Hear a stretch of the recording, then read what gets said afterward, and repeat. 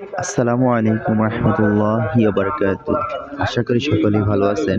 প্রিয় ভিউয়ার্স, আপনাদের সম্মুখে মূল্যবান কিছু বক্তব্য রাখবেন মাওলানা মুফতি রফিকুল ইসলাম সাহেব। আলহামদুলিল্লাহ রব্বিল আলামিন ওয়াসসালাতু ওয়াসসালামু আলা রাসূলিহিল কারীম।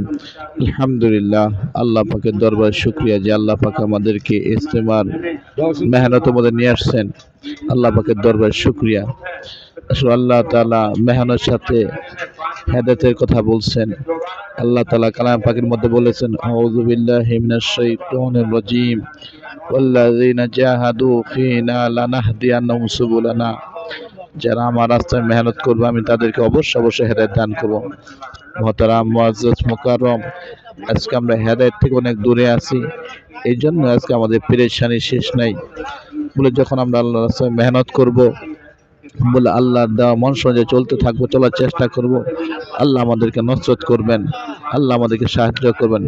কেন আল্লাহ তাআলা আমাদেরকে পাঠাইছেন এই দুনিয়াতে লিন্নাস, উখরিজাত লিন্নাস তা'মুরুনা বিল মা'রুফ ওয়া তানহাউনা আনিল মুনকার।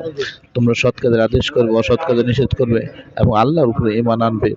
এবং আল্লাহ তাআলা অন্য জায়গাতে বলছেন, ওয়ালতাকুম মিনকুম উম্মাতুন ইয়াদউনা ইলাল খায়র ওয়া ইয়া'মুরুনা বিল মা'রুফ ওয়া ইয়ানহাউনা আনিল মুনকার ওয়া উলাইকা হুমুল মুফলিহুন।